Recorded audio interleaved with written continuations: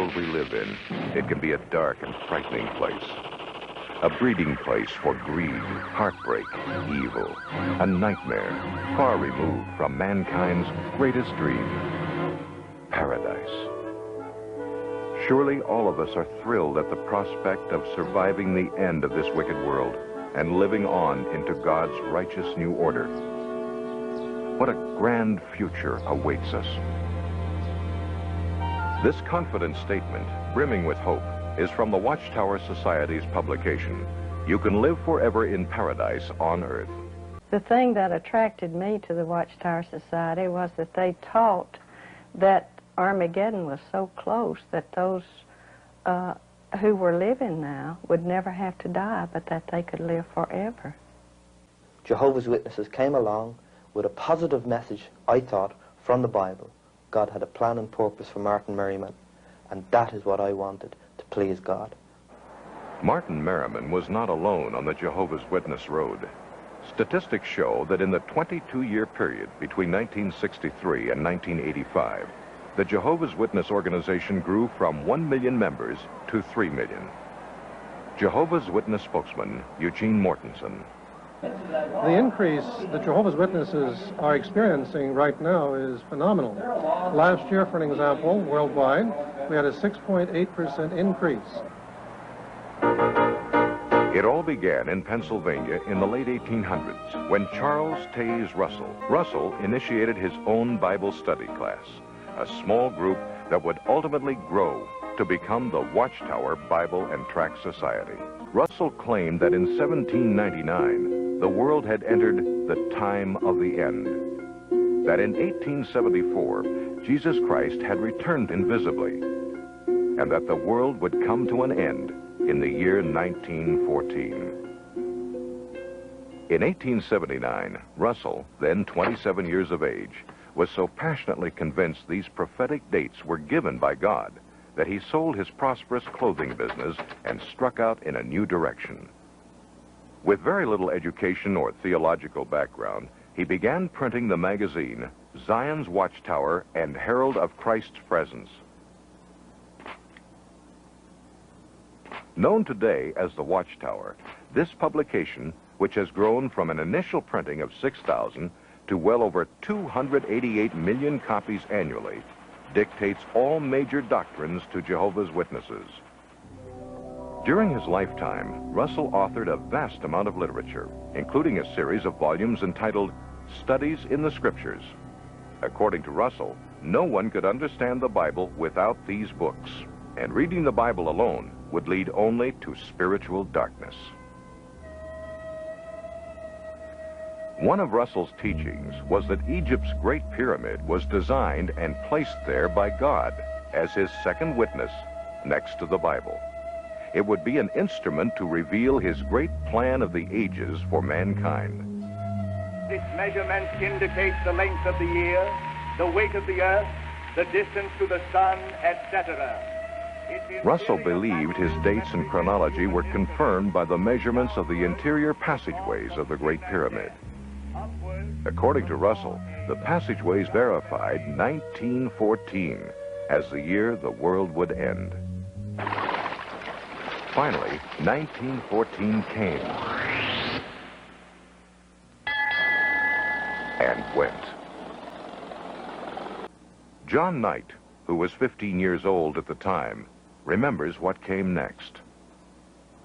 Well, when 1914 came, of course, we had to change our views, just like we had to change the views later. O retorno de Cristo. As modernas testemunhas de Jeová acreditam que a segunda vinda de Cristo data do ano 1914. Invisível. A história desta controversa data vem da década de 1870. O livro dos Arautos afirma que Russell foi avisado de que Cristo voltaria como uma pessoa de espírito glorioso, invisível aos olhos humanos. No início de 1876, ele reconheceu o ano de 1914 como o fim da era cristã. Começaram a dizer aos leitores que para Russell, o fim da era cristã era outra forma de dizer fim do mundo. Em outras palavras, o que Russell realmente previu foi um duplo erro para o ano de 1914. Eu lhes aviso, meus caros irmãos, vamos nos preparar, porque será o fim da era cristã, será o fim do mundo. Devemos nos preparar. Origens no ocultismo. Charles Russell se baseou na piramidologia para apontar suas datas. Ele acreditava que a grande pirâmide de Gizé era a testemunha de pedra de Deus, confirmando a época bíblica. Quando Russell morreu em 1916, foi enterrado perto de uma pirâmide que serve como uma testemunha contínua de seus ensinamentos. As testemunhas de Jeová dizem que Jesus Cristo está presente e governando invisivelmente do paraíso desde 1914. Qual é o significado dessa data em suas profecias sobre o fim do mundo? A história mostra que a cronologia de 1914 é falsa. Claras origens no ocultismo. Portanto, todas as outras datas baseadas nela também são falsas. The date was pushed forward to 1915, then 1918. Certainly Armageddon was just around the corner. But in 1916, Charles Taze Russell died, sick, weary, and disappointed. A massive stone pyramid stands today at his gravesite. Encobrindo a verdade. David Riccaboni é lembrado por seus serviços prestados durante muito tempo à sociedade, imprimindo a revista Sentinela. Aqui ele é visto no filme Sociedade do Novo Mundo em Ação, de 1963. Uma coisa que me impressionava como testemunho de Jeová era a dificuldade em admitir os erros. Eu achava ótimo naquela época. Eu sabia que a sociedade tinha errado no passado. Quando marcou datas para o fim do mundo e algumas eu acompanhei as maiores modificações na doutrina. E às vezes me sentia chateado, mas desde criança me diziam que esse era o jeito de Jeová rever a nova vida da organização. Em 1916, depois de várias batalhas conjugais, Russell se divorciou de sua esposa Maria. Em vez de dividir seus bens pessoais com ela, ele transferiu todos para a Sociedade Sentinela de Bíblias e Tratados que ele controlava totalmente. Esse livro menciona a transferência em pé de página, mas não lemos aqui o óbvio. O pastor Russell traiu a sua esposa. O livro menciona repetidas vezes que o pastor Russell não foi apontado como adúltero, mas só porque sua esposa não o acusou de adultério. Em vez disso, ela o acusou de comportamento imoral com uma jovem que morava na casa deles. Era tarde da noite, por volta de 11 horas. Ele colocou o braço em torno dela e a beijou. Isso aconteceu no vestíbulo, antes de entrarem na sala. E ele a chamou de pequena esposa. Mas ela disse, eu não sou sua esposa. E ele disse, eu vou chamá-la de filha. E uma filha tem quase todos os privilégios de uma esposa. E que outros termos foram usados? Então ele disse, sou como uma água viva, vivo flutuando aqui e ali. Toco uma e outra. E se ela retribui, eu a pego para mim. E se não, flutuo até outras. E ela escreveu isso para que eu me lembrasse das palavras exatas quando falasse com ele. E ele confessou que tinha dito aquilo. Então, por que o livro diz que Maria Russell queria notoriedade para ela, quando, na verdade, a corte declarou? Ele mesmo diz que ela é uma mulher de perfeito caráter moral. O seu testemunho é uma forte confirmação das alegações dela. O julgamento descreveu o comportamento dele como tratamento cruel e bárbaro, e mais. Sua conduta para com sua mulher evidencia um egoísmo insistente e autoglorificação que necessariamente tornaria a vida de qualquer mulher sensível e cristã um fardo e faria sua condição intolerável. Eu fiquei surpresa ao descobrir muitas coisas estranhas sobre o pastor Russell quando fiz uma pesquisa independente sobre ele. Aqui, no livro Finished Mystery, ele ensina que os batismos nas igrejas, no início feitos por Paulo, enchiam de fumaça o cérebro dos homens. Ele achava que se os cachorros tivessem uma cabeça igual à cabeça humana, o cachorro pensaria como homem. deu conselhos de saúde que eram puro lixo. Por exemplo, ensinava que a apendicite era causada por mordidas de verme no cólon. Ele vendia um trigo chamado de milagroso a um preço nada milagroso para seus seguidores. Nenhuma dessas coisas é trazida à tona nesse livro. Não fizeram um trabalho honesto ao retratar seu fundador de modo nenhum. Estamos preparados para documentar que Charles Russell acreditava que ele era o canal de comunicação entre Deus e os homens. Ele até mesmo se autodenominava a boca de Deus. Está acreditado aqui no livro Finished Mystery, escrito após sua morte. Diz que Russell é encarregado do paraíso. A Sociedade Sentinela acusou a People's Property Association por estabelecer sectarismo em torno do fundador Charles Russell. As modernas testemunhas de Jeová talvez se surpreendam em saber que People's Property Association foi o primeiro nome da Sociedade Sentinela no Brooklyn, Nova York. Foram eles que publicaram que Charles Russell era a criatura que Deus escolheu sobre todas as outras. Os primeiros seguidores de Russell deram a ele o status e a honra de criatura de adoração. As modernas testemunhas de Jeová devem checar por si mesmas e não engolir cegamente tudo que consta da literatura da Sentinela. Essas acusações de início no ocultismo são, sem dúvida, chocantes para as modernas testemunhas de Jeová, já que eles negam todas as conexões com o oculto. Há alguma outra prova de envolvimento ocultista, além do estabelecimento de datas erradas devido à piramidologia? Depois da morte de Charles Russell, Joseph Rutherford assumiu o controle da sociedade. Eu estou escrevendo um livro sobre as testemunhas de Jeová e o ocultismo. As testemunhas de Jeová de hoje podem se surpreender ao saber que seu último presidente manteve contato com espíritos. Na verdade, ele afirmou que recebeu instruções do falecido pastor Russell.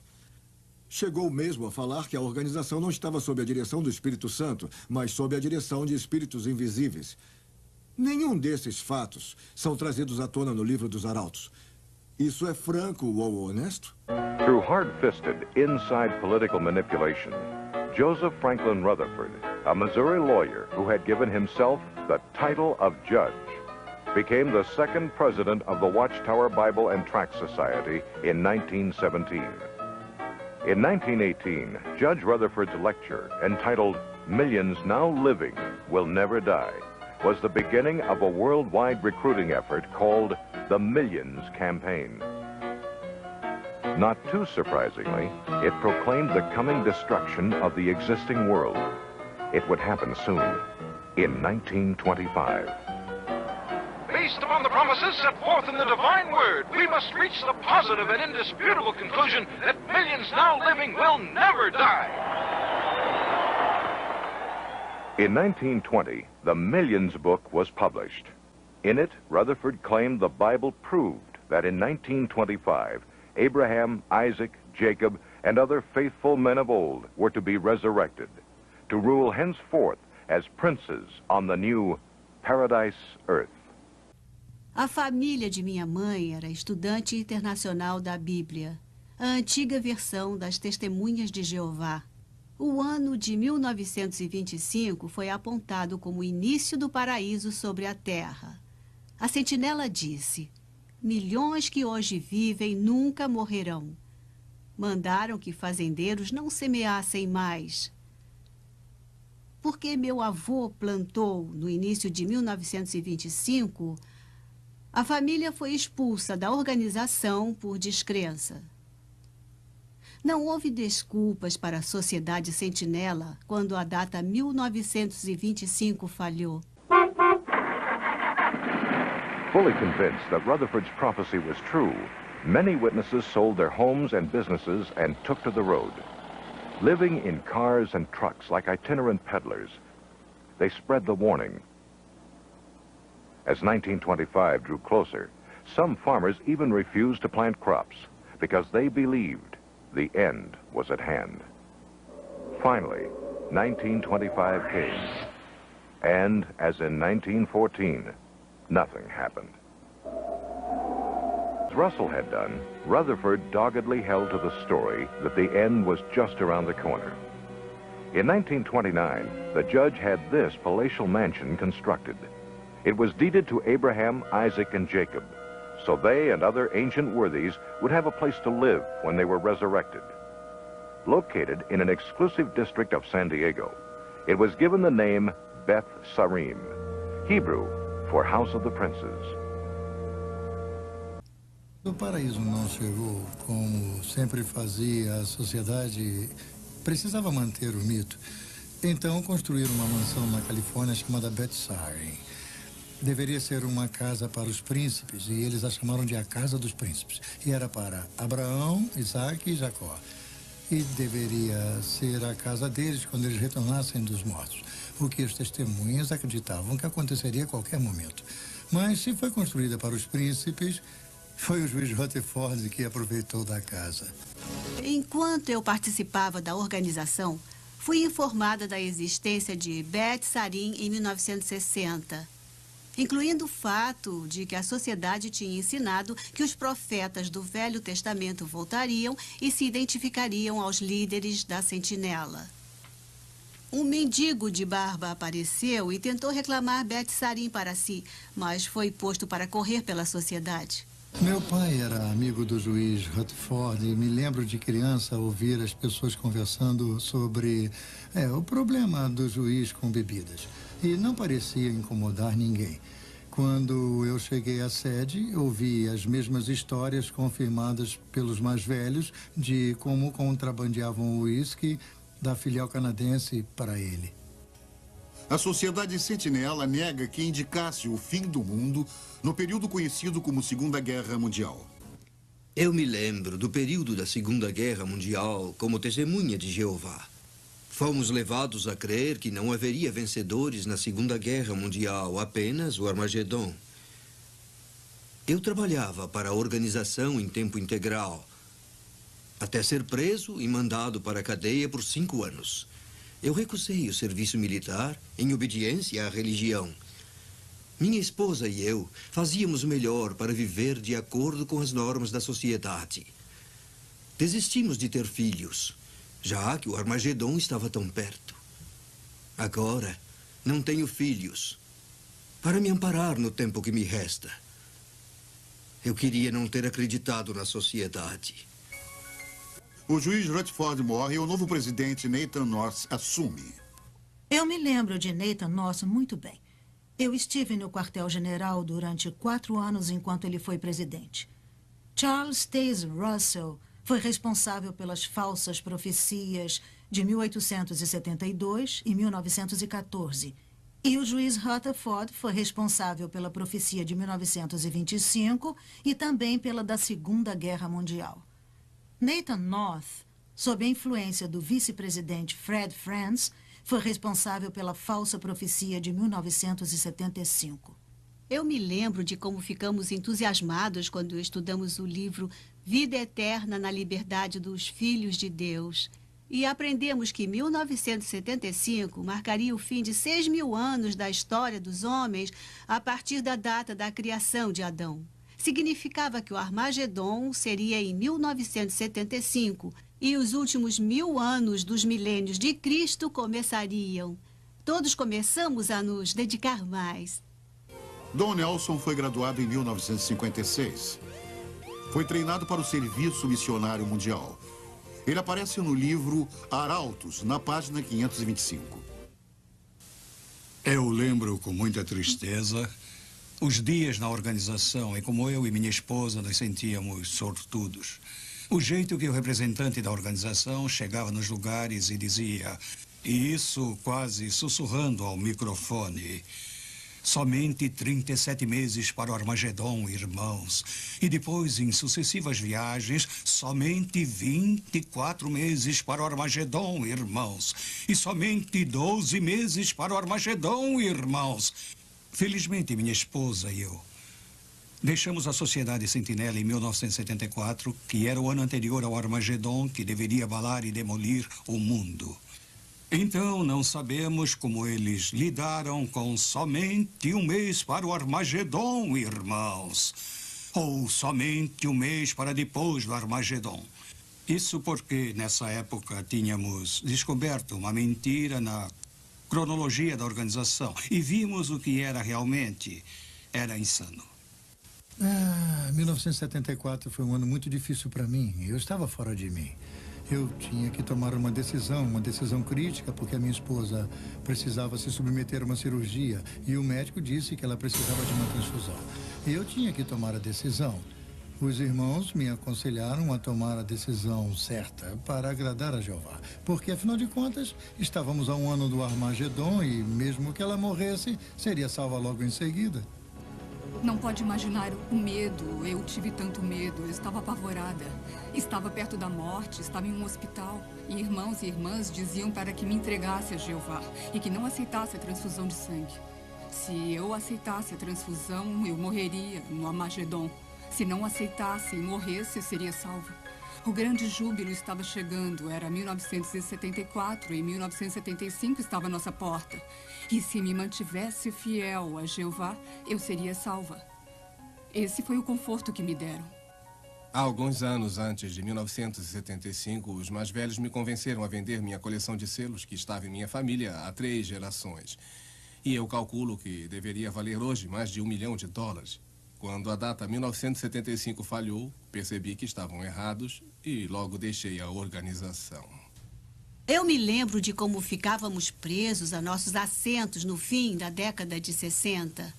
Enquanto a sociedade atraía um casal após o outro em sua filosofia e as pessoas vendiam suas casas e bens e iam passar todo o tempo no ministério nos poucos meses que restavam antes do Armagedon. Alguns se livraram de suas casas, alguns esvaziaram suas contas no banco. Minha família e eu vendemos nossa casa e nos mudamos para onde a organização indicou. Assim poderíamos ouvir a mensagem da sociedade antes de 1975. Em 1973, eu fundei uma companhia chamada Dreamline, na qual cheguei a empregar 1.500 testemunhas de Jeová em 100 pequenas distribuidoras. Muitas delas me procuravam, queriam me convencer a passar o negócio adiante e que me juntasse a eles. Afinal, 75 estava chegando. E 75 chegou mais perto e alguns me criticavam e chegavam mesmo a me chamar de Segundo Pedro. Eu dizia que quando a sociedade sentinela parar de crescer, eu paro de crescer. E, claro, aqui estamos muitos anos depois. Eu me lembro da agitação que tomou conta de nós, testemunhas de Jeová, na Assembleia, quando anunciaram que os estudos da Bíblia não deveriam durar mais de 6 meses, já que 1975 se aproximava rapidamente. Um irmão conduziu 16 estudos da Bíblia, mas ao final de 6 meses não tinha concluído nenhum. A liderança da organização disse para que não nos perturbássemos se nossos estudos da Bíblia falhassem. Disseram, essas pessoas tiveram sua chance e não merecem viver na nova ordem de Jeová, se não conseguiram decidir em 6 meses se querem ser testemunhas de Jeová. Mandavam-nos sair e procurar por outros, rapidamente. 1975 veio e se foi sem o Armagedon e sem o tão falado final do milênio do reino de Cristo.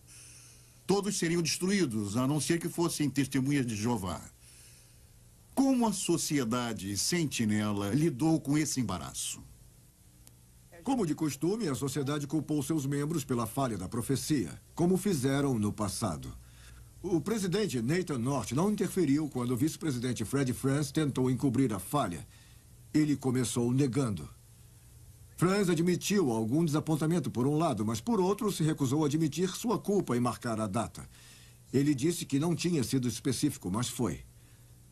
Afirmou que não tinha dito que o Armagedon seria em 1975. Disse que poderia ser. Mas quem frequentava as assembleias sabia do contrário. Muito mais foi dito do que foi escrito. Então, 1975 foi um grande desapontamento. Quando Nathan North morreu em 1977, Fred Franz tornou-se presidente da sociedade. Mas ele continuou negando sua responsabilidade pela falha de 1975? Fred Franz continuou negando sua responsabilidade por 1975. Eu consegui conversar com Fred Franz numa entrevista pelo telefone. Falei para ele que as negativas dele tinham vida curta. Afinal, ele tinha sido bastante específico sobre 1975 nas publicações. E li para ele algumas frases. Disse para ele que foi por isso que muitas testemunhas de Jeová largaram tudo por 1975. Foi Franz que os forçou a acreditar que em 75 tudo acabaria. Ele se perdeu em suas palavras. Suas antigas afirmações o condenavam. Ele era um falso profeta. E eu disse isso a ele. Eu estava saindo do colégio em 1973 e pensava em ir para a faculdade de Direito. Naquela época, meus pais, testemunhas de Jeová, me disseram que o Armagedon seria em 1975. Eu só tinha mais 18 meses de vida. Então larguei os estudos e me juntei às testemunhas de Jeová. Mas graças a Deus, alguns cristãos maravilhosos me mostraram que eu estava seguindo um falso profeta. Esses fatos estão em meu livro.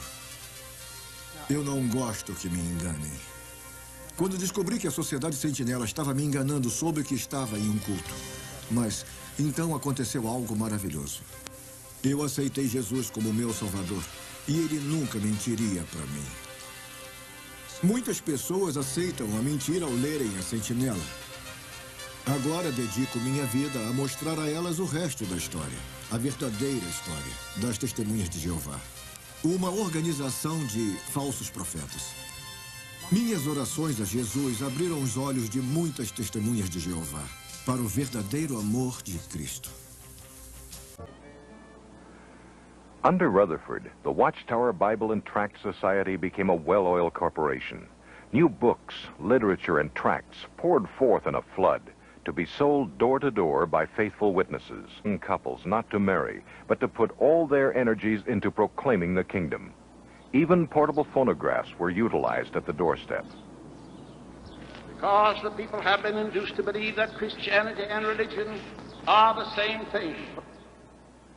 Around the world, zealous witnesses paraded in front of churches on Sunday mornings, bearing placards with the slogan, "Religion is a snare and a racket." Testemunhas de Jeová. Testemunhas de Jeová é um nome diferente. Anteriormente era chamado Estudantes Associados da Bíblia ou Russellites, assim como uma variedade de outros nomes. Por que a mudança em 1931? Basicamente, a mudança de nome se deveu ao ciúme do juiz Rutherford em relação à influência do falecido Charles Russell.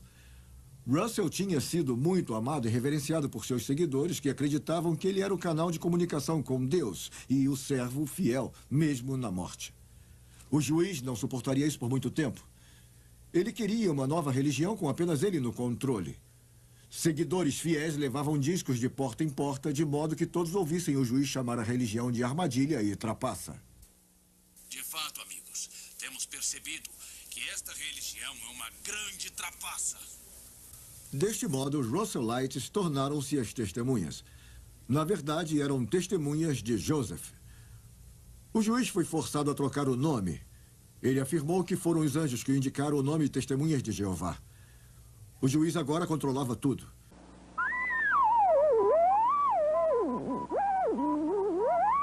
Keeping up with the times, the Society constructed its own radio station. On the radio and in print, he continually stressed that the end of the world was just months away.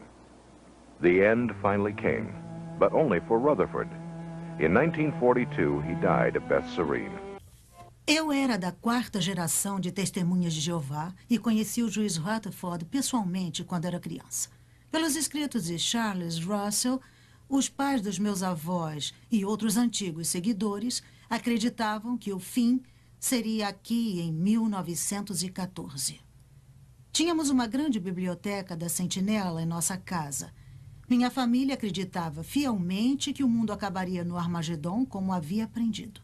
Esse livro dos arautos não é muito confiável. Os fatos reais foram encobertos. The Society quietly sold the property, covering up an embarrassing chapter in its history. Today, most modern Jehovah's Witnesses are unaware that Beth Serene ever existed. With Rutherford's passing, the flamboyant era of charismatic personalities passed as well.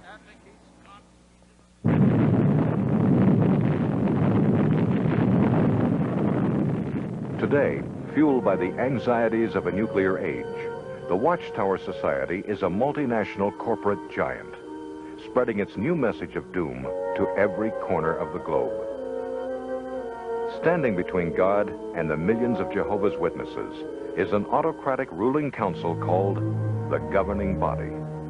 Because Jehovah's Witnesses believe the Word of God is channeled to humanity through this elite committee alone, Raymond Franz, author of the book Crisis of Conscience, was a member of the Watchtower Society's governing body for 9 of his 60 years as a Jehovah's Witness. His account of their secret sessions is revealing. I must say that it was one of the most disillusioning experiences of my life. It came as a rude awakening to me to see what actually went on. I envisioned the governing body as a body of men to whom the Bible, God's Word, was the controlling force in every one of their decisions, who really dug into the Scriptures to make sure that everything that they did was soundly based upon the Bible. And when I got into the governing body, I found that the Bible was rarely appealed to, was rarely used. That mainly was a matter of discussing organizational policy and how to apply this organizational policy.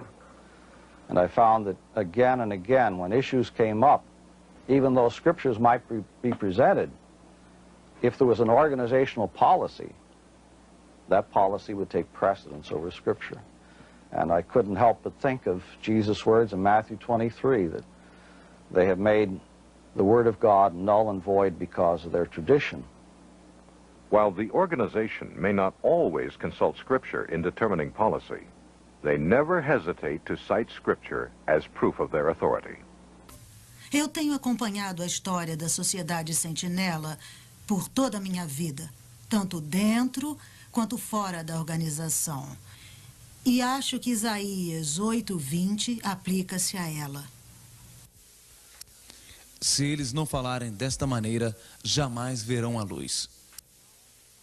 Mencione o nome Testemunhas de Jeová e terá várias respostas.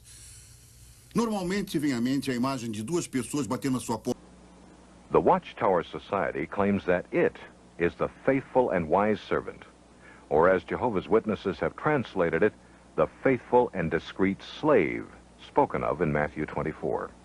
Leonard and Marjorie Chrétien are authors of the book Witnesses of Jehovah. For 22 years, they were loyal Jehovah's Witnesses. Leonard had risen to the position of elder and presiding overseer. The original belief was that Charles Taze Russell was the chosen slave. The Watchtower Society taught that the stewardship of the things of God had been taken away from the Christian churches and given to Russell. When Russell died, they had to adjust their belief to fit a new set of facts. Now they claim that in 1919, having invisibly come into power over the earth, Christ needed an organization to announce his kingdom and administer his affairs here. So the story goes, he carefully examined all the Christian religions and rejected them in favor of the Watchtower Society. Peter Gregerson was a member of the Watchtower Society for nearly 50 years. He was a highly respected elder and served in a number of responsible positions. And as a result, I started to do some very serious thinking about things that were going on inside the organization. It seemed to me, though, that everything always came back to the question, is the Watchtower Society and its leadership, are they the faithful slave? I really wanted to prove to myself that the Watchtower Society was right. Gregerson decided to examine the same teachings that Christ would have examined in 1919 when he was supposedly evaluating the world's religious organizations. The Watchtower's latest teachings at that time were published in a book called The Finished Mystery. What I found absolutely destroyed my confidence in the Watchtower. They had said that the end of the world would come in 1914. And in this book, that was just hot off the presses for Christ to investigate, we're saying that by the spring of 1918, millions of people would be dying in the streets throughout the world. It wasn't happening in 1918. Christ was supposedly examining this written material to see whether the Watchtower Society should be put in charge of all of God's interests on the earth, and they were guilty of the worst kind of false prophecy. In addition to false prophecy, The Finished Mystery contained a number of other pretty ludicrous interpretations of Scripture. According to them, Revelation 12 clearly shows that Michael and his angels are the Pope of Rome and his bishops. Revelation 14 mentions a distance of 1,600 furlongs, which this fascinating book explains as the distance from Scranton, Pennsylvania to Watchtower headquarters in Brooklyn, provided you go by way of the Hoboken Ferry and the Lackawanna Railroad. The Bible speaks of the great sea monster Leviathan. You may want to know what the Leviathan really looked like. The Finished Mystery told Jehovah's Witnesses that the Leviathan was a steam locomotive, and this little coupling link was its tongue. This book, the Watchtower's main teaching book of the time, included a prediction that in 1918, demons would invade the minds of the Christian church, which they refer to as the swine class. We wish every Jehovah's Witness today could read the Finished Mystery for themselves. They would probably reach the same conclusion Peter Gregerson did. I spent a lot of time praying, a lot of time thinking, came to the conclusion there was no possible way that Christ Jesus as a judge could have looked at this information and have given the authority that was claimed by the Watchtower Society. F.M. Geip, a Watchtower spokesman and member of the headquarters staff, explains.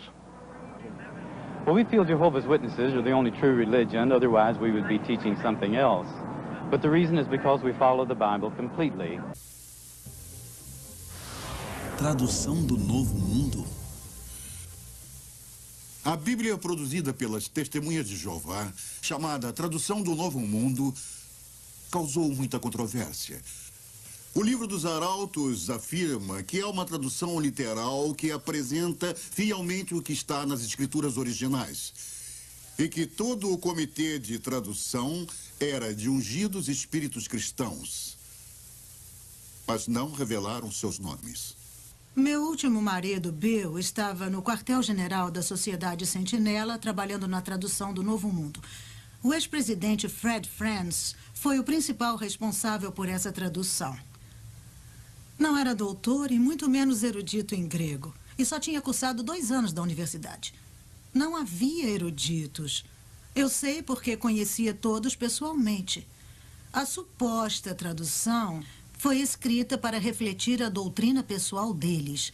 E o livro dos Arautos não diz a verdade quando afirma que essa é uma tradução literal do grego original.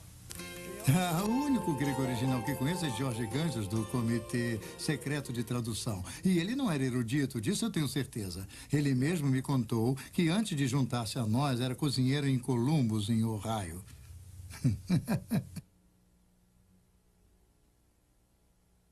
O Dr. Bruce Metzger é reconhecido como um dos maiores tradutores da Bíblia do mundo. Dr. Metzger, a tradução do Novo Mundo é confiável para o estudo da Bíblia?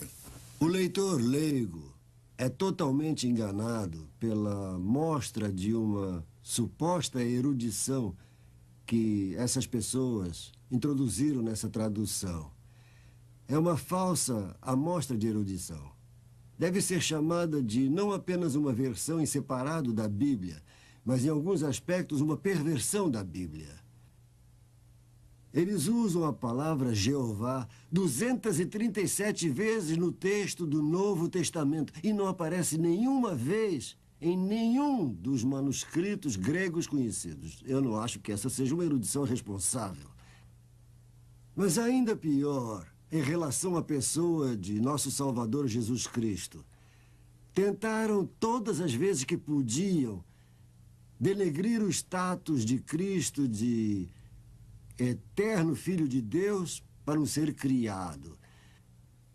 Chegam mesmo a distorcer o primeiro verso do Evangelho de João.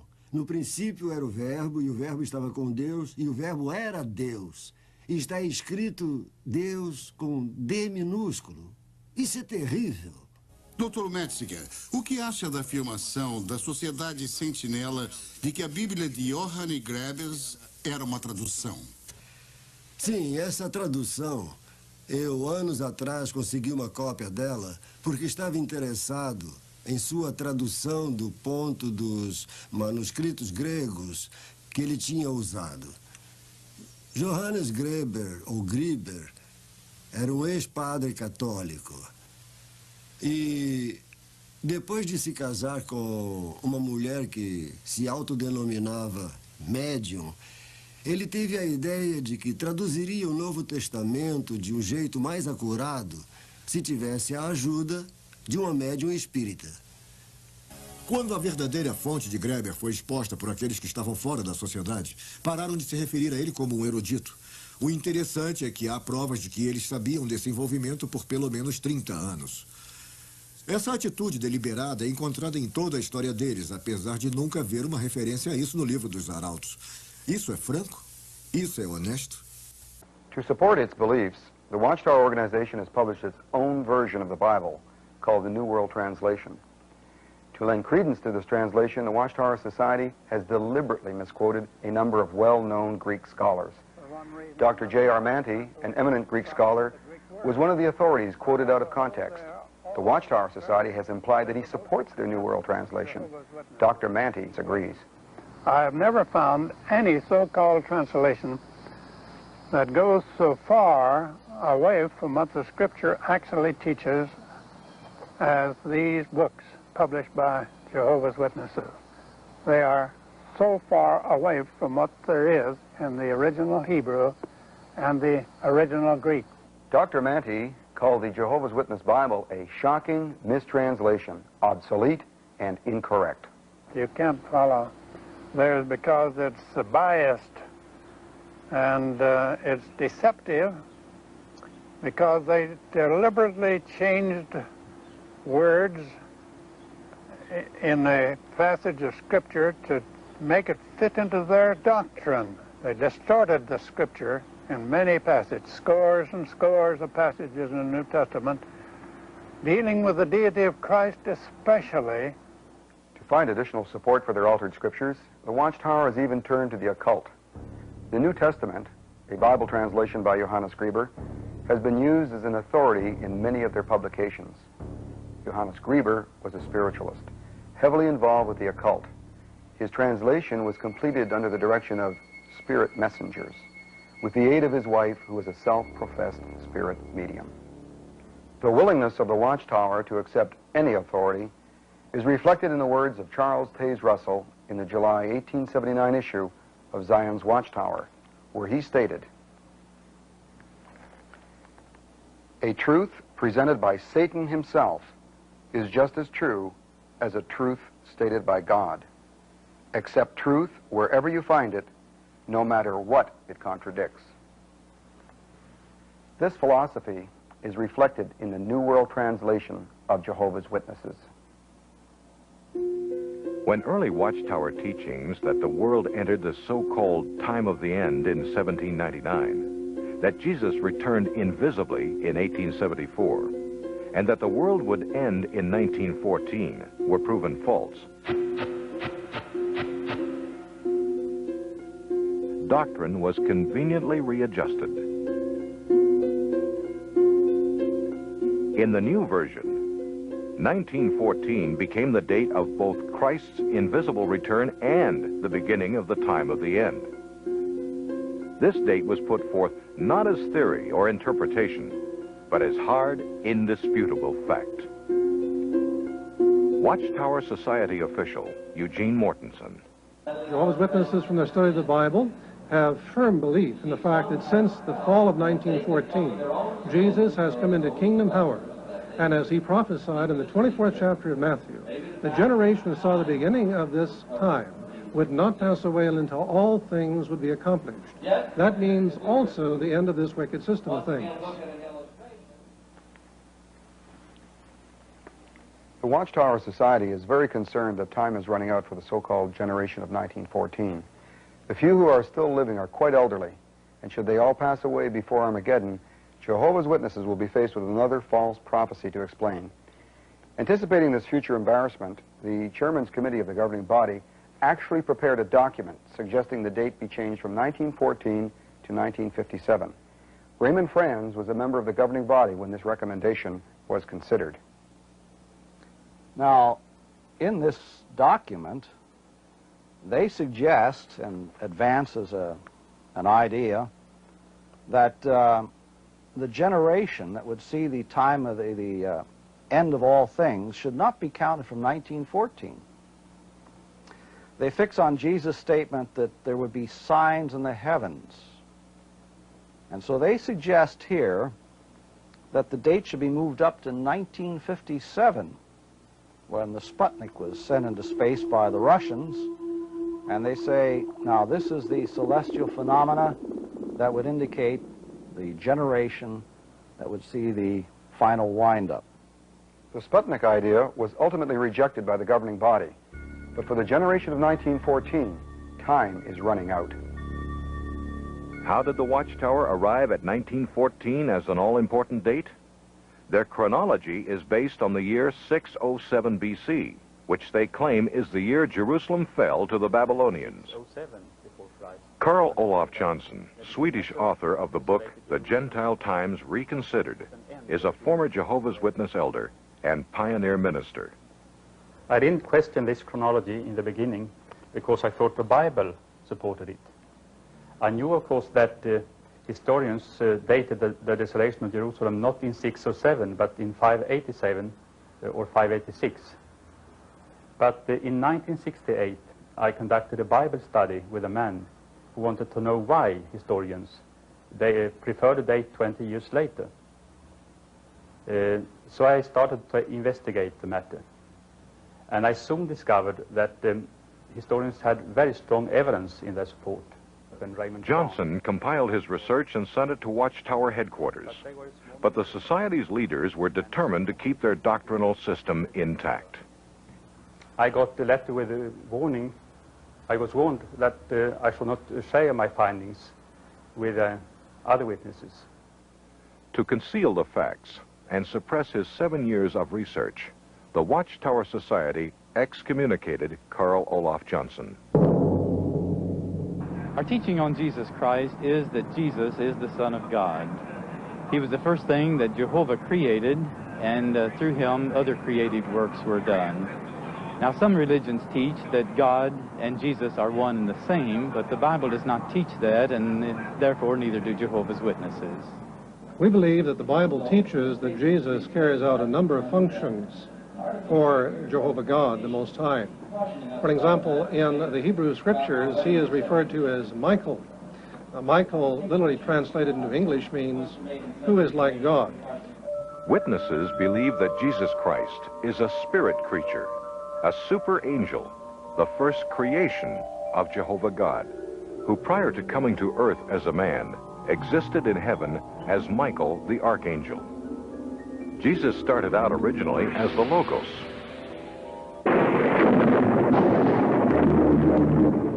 or Michael the Archangel.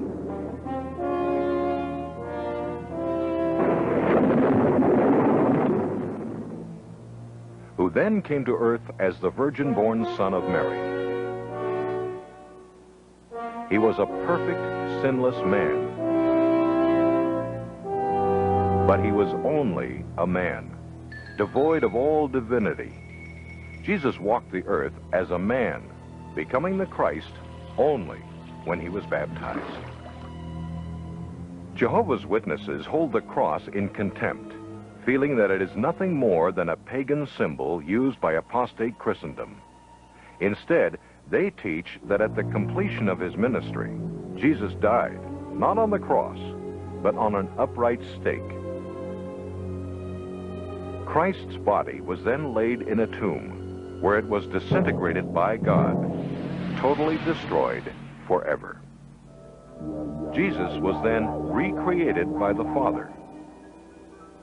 Before going to heaven, he materialized in different bodies on different occasions to convince his disciples and others that he had really been resurrected. Jesus returned to his Father in heaven, where once again he became Michael the Archangel. He will never again be seen on the earth in visible form, but instead rules invisibly from the heavens.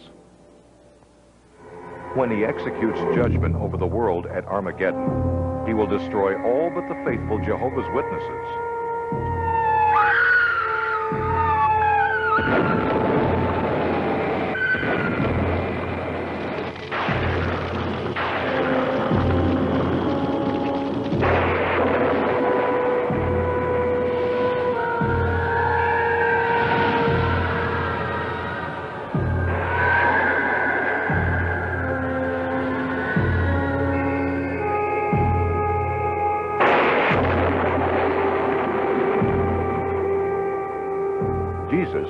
Elias Michael, will always remain invisible to those on earth and can be seen only by the 144,000 select Jehovah's Witnesses who rule with him from heaven. If you should choose to accept the Watchtower's current prophecy of Armageddon, whatever that may be, and decide to protect yourself by becoming a Jehovah's Witness, you will find yourself in a unique two-class religion. Only the upper class, the 144,000 spoken of in Revelation, are guaranteed a place in heaven, and they are known as the Anointed. The Watchtower Society teaches that the vast majority of Jehovah's Witnesses constitute a secondary group referred to as the other sheep. They have no heavenly hope, but must remain on earth for all eternity. Once a year, on the anniversary of the Last Supper, Jehovah's Witnesses and invited persons gather for this communion-like ceremony. Only members of the anointed class who are alive today, about 9,000 worldwide, partake of the bread and wine. The millions of other sheep will not take communion. The other sheep are not in the new covenant and therefore have no personal relationship with Jesus Christ. How then do they hope to attain salvation? The Jehovah's Witness is told he may not look to Jesus alone for everlasting life. As one of the other sheep, he must also depend on the Watchtower organization for his passage to paradise. In turn, the organization says he's required to earn his salvation largely by calling door to door. It's strange, but they seem able to teach two different things, opposite things, simultaneously. They agree that the Bible teaches that we are saved by grace, or, as they put it, God's undeserved kindness, and not by works. And yet the average witness believes, he hasn't the slightest doubt, that unless he performs the works that are laid out for him by the Watchtower Society, the witnessing activity, going door to door, regular meeting attendance, and other things that are brought out, that he will never gain everlasting life. Once in the organization, witnesses attend 5 hours of meetings a week. In addition, they are expected to devote many hours a month going door to door, selling literature and gaining converts, striving always to prove themselves worthy of escaping God's wrath at Armageddon. Even though we believed that God was love, we were always afraid that he was going to zap us, that sometime Armageddon might hit and we might not make it. Even if we didn't go out from the door-to-door ministry on a weekend and took our family out to the lake or something, and we didn't go out from door to door, we felt guilty all the time.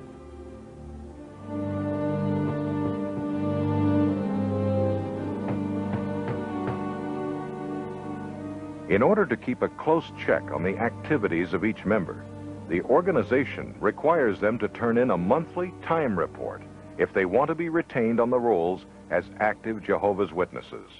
We don't keep any membership records per se, but the only record we have is those who actually go door-to-door preaching. This is a dedication to them that is without any reservation. They are now going to set their entire life aside to do their Creator's will. Exist in a rigid, structured, thou shalt not environment. They may not accept blood transfusions, read anything critical of the Watchtower Society, or associate with former Jehovah's Witnesses. In the mid-1960s, in the African country of Malawi, all citizens were ordered by the government to purchase a 25-cent party identification card. Jehovah's Witnesses were forbidden by the Watchtower Society's branch office from complying with that law. As a result, Jehovah's Witnesses suffered a terrible persecution. Homes and crops were burned, thousands of women were raped, and some 20,000 witnesses were forced to flee Malawi into neighboring countries to live in refugee camps, their lives scarred forever. Now, Jehovah's Witnesses are taught that it's a sin to be involved in any way with politics. They're also taught that it's just as great a sin to have anything to do with the military. But we have two situations, one in a country in Africa, Malawi, and another in Mexico, where two opposite rulings were allowed to stay in effect at the same time, and it's almost unbelievable, the results of this. When Jehovah's Witnesses living in Mexico heard that their brothers had suffered this terrible persecution over a 25-cent party card, they were conscience-stricken. Because in Mexico, every young man is expected to fulfill 1 year of military service. He receives what's called a cartilla, a certificate. The witnesses customarily and regularly would bribe a military official to fill out this card, stating that they had completed their military instruction and that they were now in the first reserves of the Army. Why were they doing this? They gave me copies of letters from the Watchtower Society's headquarters in New York, stating that this was purely a matter for individual conscience, and that if the person felt he could do this, pay a bribe to a military official, get this card saying he had completed his military training and was now a member of the First Reserves, this was up to him. Jehovah's Witnesses believe the men who make up the governing body are chosen and directed by God. Yet out of apparent indifference or ignorance or worse, the governing body allowed witnesses to illegally bribe officials while at the same time holding others to a policy that resulted in their wholesale rape and slaughter. It's difficult for me to believe these actions were inspired by God. I think the evil needs to be seen for what it is. It's this concept, this organizational concept, that the organization is everything. You see, Jehovah's Witnesses believe that this organization is God's one channel, that all of God's direction for people on the earth comes through this channel. And the men on the governing body believe it. I believed it. And that's the reason I was party to some things in the past that today I feel shame to think that I even had part in them. When the Society brought out the date 1975, I felt right away that this is going to be the date when the thing has to happen, because there was no other date beyond 1975 that anybody could point to. So I grabbed right a hold of it. It was a thing to do, and I put all my hopes in it. By the mid-60s, the Watchtower Society had all but guaranteed that the world would come to an end in 1975. It was a prophecy that would bring in a flood of new members, and the organization prospered. But it would have other effects on the ordinary Jehovah's Witness. We thought Armageddon was coming in 1975. So I did not have a career. I didn't go to college because the end was so close. There was no need. The new world would be here. I was a senior in high school, and the circuit overseer, which is a traveling minister, advised me that it's best for you to quit school and go into full-time pioneer work because the world is going to end in 1975. And we felt so strongly about the imminent approach of 1975 and that this whole system was coming to an end that we sold our home in Lower Michigan, moved north, built a Kingdom Hall, and there we intended to live out those few remaining years, having saved just enough money to go a few years beyond 1975. And so it was a great disappointment and distress when this event that the Watchtower had prophesied did not materialize. I wanted to get married. I wanted to have children. But because the end was so close, when Fred and I got married, we decided that we would postpone having children. So I believe we sacrificed a lot within the organization. Well, when the end of the world didn't come in 1975, and that prophecy of the Watchtower failed, I began to wonder if they were wrong on this, how many others are they wrong on? And once again, Watchtower fact was revealed as nothing more than contrived fantasy. Jehovah's Witnesses tried to get an explanation, but were unsuccessful. Apparently, for the governing body, nothing is so invisible as an unpleasant truth. Today, they are quick to deny their prophecies for the end of the world. We do not, nor have we attempted, to predict a day or a time for it.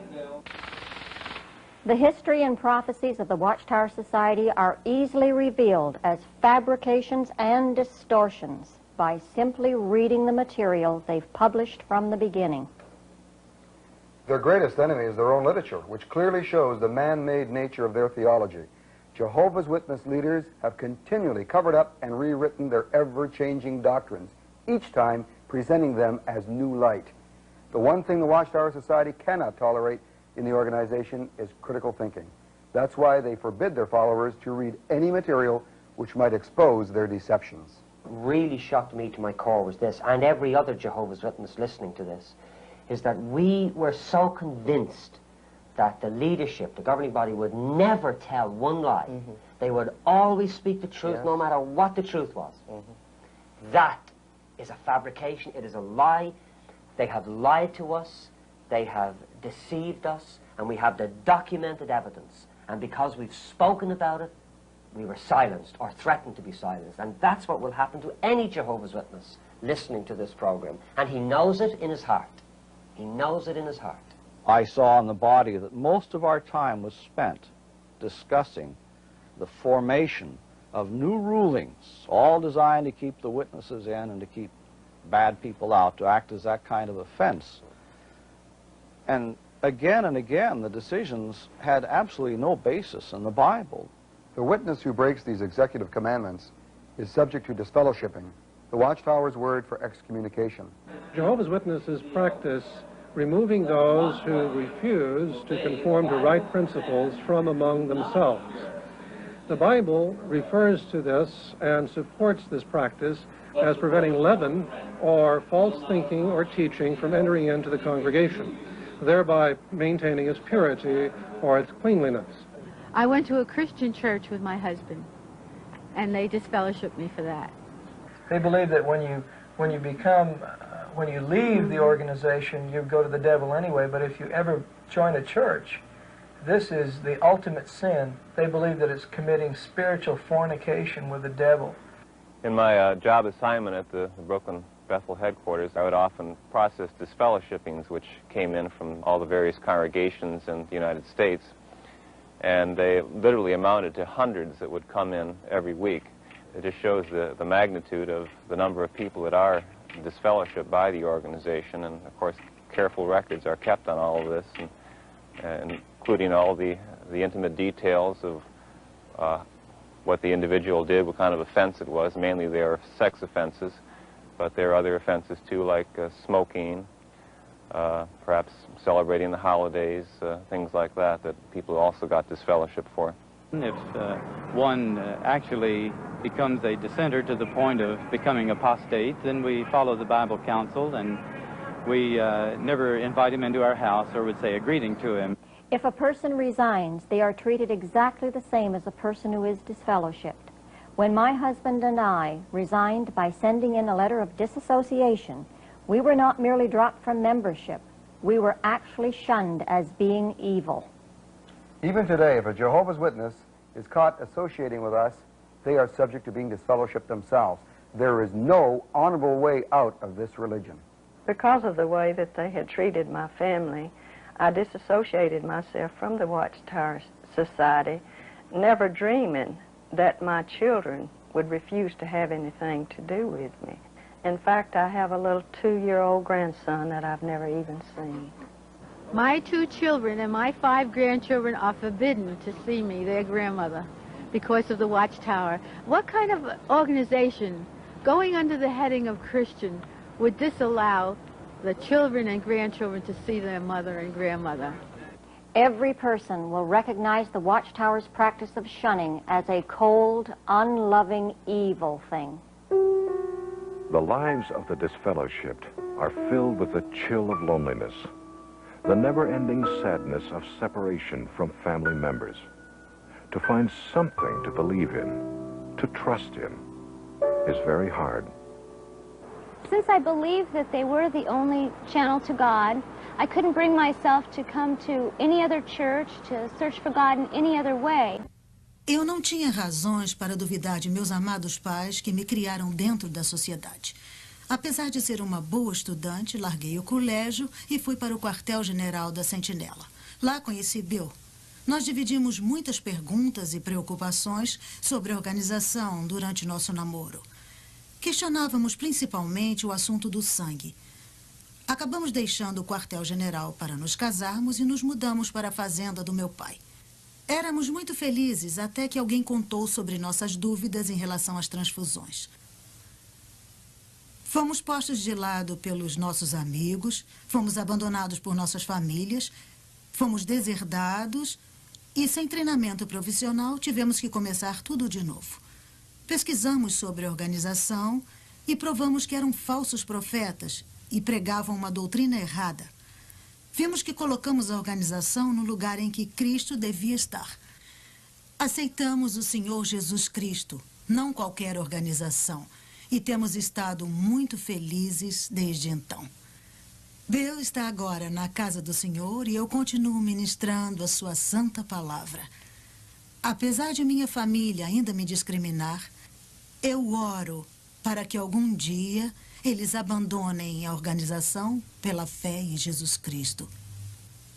Fui convertida a Testemunhas de Jeová quando tinha 18 anos e procurava por Deus. Larguei a universidade para me dedicar inteiramente a essa organização. Eu estou envergonhada por ter dado o controle de minha vida à organização.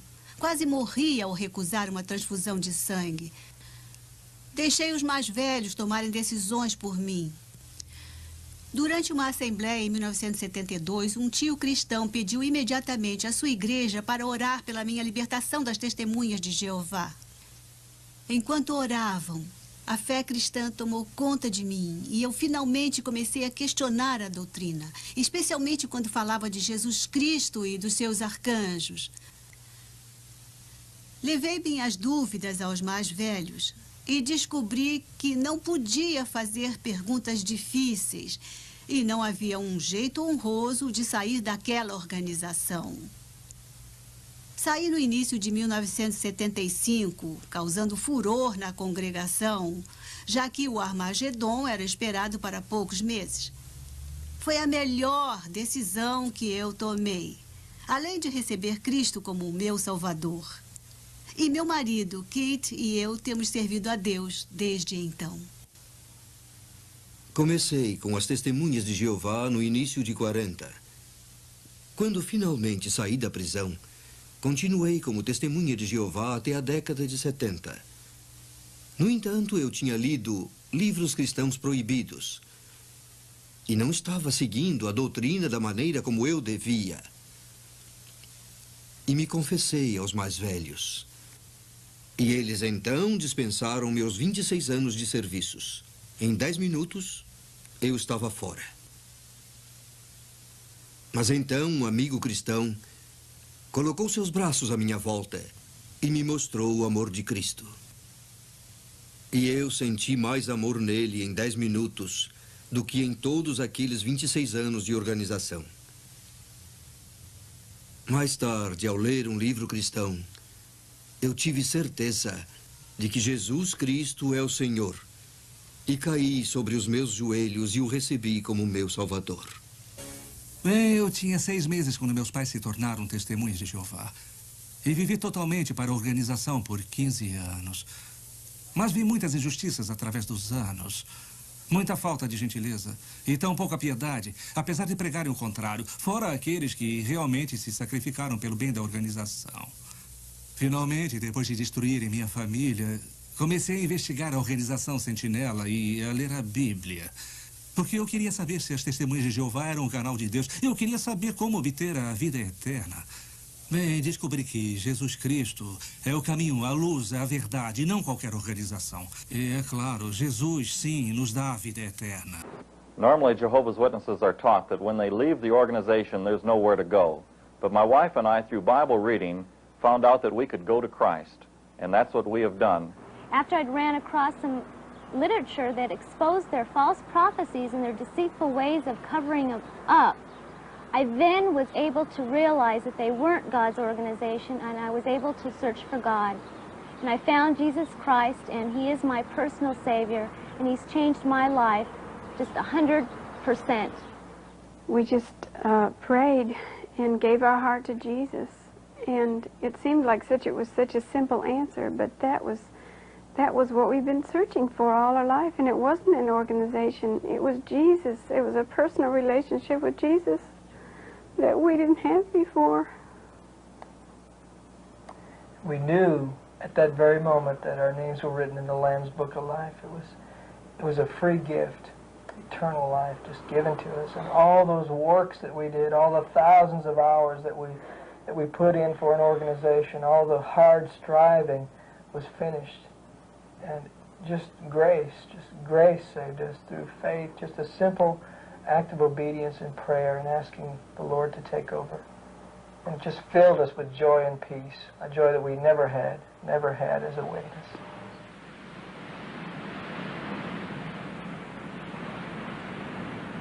Marjorie and I spent many years working for the Watchtower Society, but it wasn't until we left the organization that we discovered the real meaning of God's love. Our experience says to us that there's another ministry out there for Christians, a ministry that will come knocking on their door. The Jehovah's Witness who comes to your door is a person who's lost his way.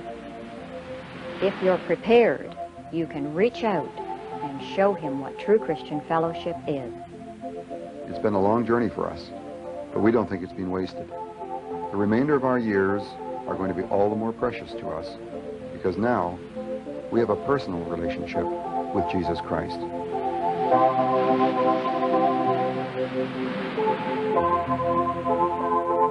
We finally came to realize that eternal life is a free gift. God's grace was all we needed. Just grace.